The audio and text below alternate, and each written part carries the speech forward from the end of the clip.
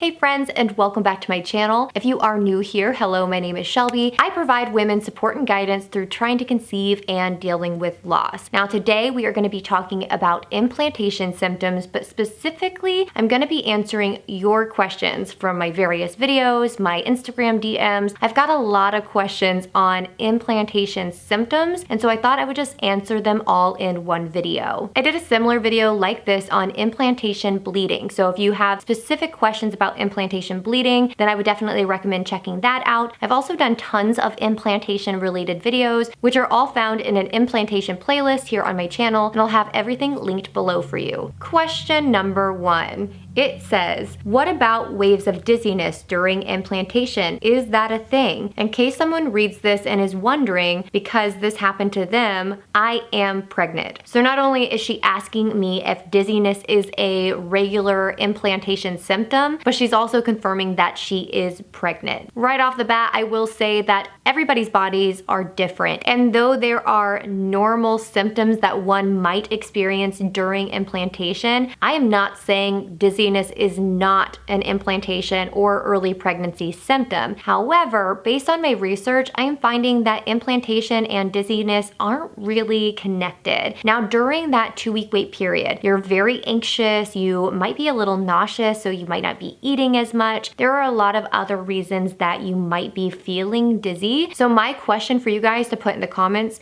have you ever experienced dizziness during the 2-week wait? Because maybe there is something to that. Question number 2. I got some brown rust spotting around 2 weeks after my period. It lasted on and off for 3 days and I felt the nausea the first day. I am expected to start my period tomorrow. Today it's been 3 weeks since the spotting. I've taken a test a couple times because I felt constant pulling in my uterus and tender breasts. Everything has come back negative. Should I give it another week? Because she mentioned that her spotting occurred a couple weeks after her period, to me that sounds more like ovulation bleeding versus implantation bleeding. If you guys would like a video on ovulation bleeding, please let me know in the comments. But when it comes to her question about testing for pregnancy, if she's only 24 hours away from her period date, I would recommend taking a pregnancy test with first morning urine on the day of her missed period. So question number 3 is actually not a question, it's a statement, but hear me out, I just wanted to provide you with this information. So this woman's comment said, I missed my period and took a few tests the first 2 days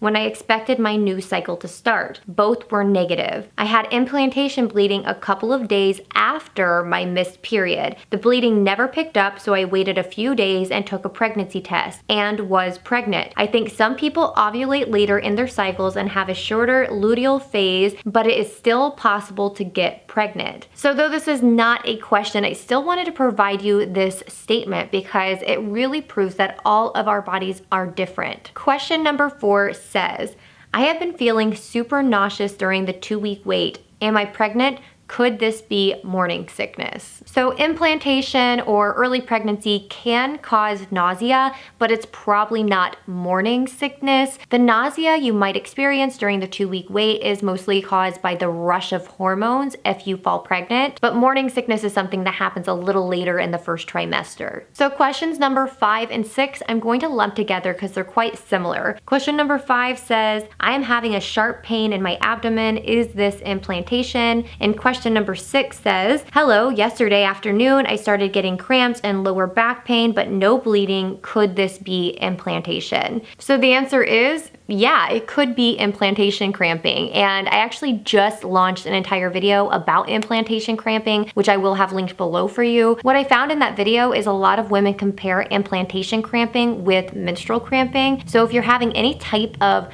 menstrual cramp feeling within that 2-week wait period, it could be implantation. Question number 7 starts with TMI, so you know it's gonna be a good one. It says, TMI, but I have been having crazy stomach issues and diarrhea. Is this an early pregnancy symptom? So yeah, diarrhea actually can be an early pregnancy symptom, and that is again because of those rush of hormones. So it can cause stomach issues and gas and bloating, constipation, diarrhea, all of the good stuff. Question number 8 is again another statement, but I really wanted to provide this one to you guys as well because I feel like sometimes this information is super helpful. So this woman said, I had no dreams, no cramps, no bleeding, no gas, no back pain, no breast pain, nothing at all. I just directly started puking around 6 weeks. So this was a comment actually on, I think, a video I did a while back about 2-week wait symptoms or something like that, and she was just letting us know that she literally had no symptoms whatsoever, but girl was pregnant. And I wanted to provide that statement to you guys because if you're sitting here freaking out because you want to know if you're pregnant and you have no symptoms, that doesn't mean you're not pregnant. You just might be one of those people that have no symptoms in the 2-week wait. And actually,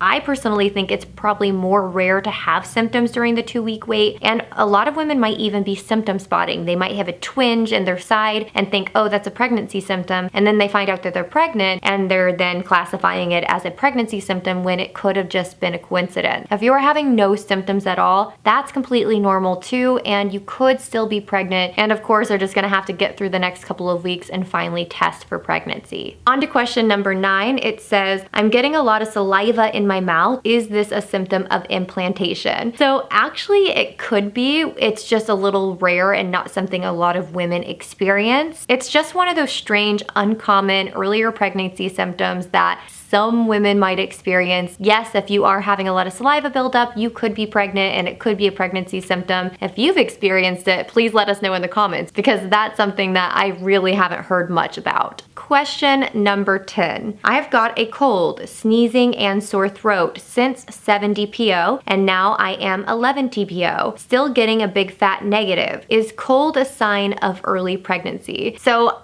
I've heard people talk about cold symptoms being a sign of pregnancy, but I never really dug deeper into that. And so I actually had to do some research before doing this video and before being able to answer this question. So based on my research, I did learn that pregnancy can lower your immunity, which can open you up to things like colds and flus and cold-like symptoms. So if you magically get a cold during the 2-week wait, it could be because you are pregnant and your immune system is down and it opened you up to getting a cold. So it's not that the cold symptoms themselves is from pregnancy, but being able to get a cold is kind of a pregnancy symptom. I would really take that one with a grain of salt. Don't be looking for cold symptoms. If you start sneezing during the 2-week wait, that definitely doesn't mean you're pregnant, but it could be.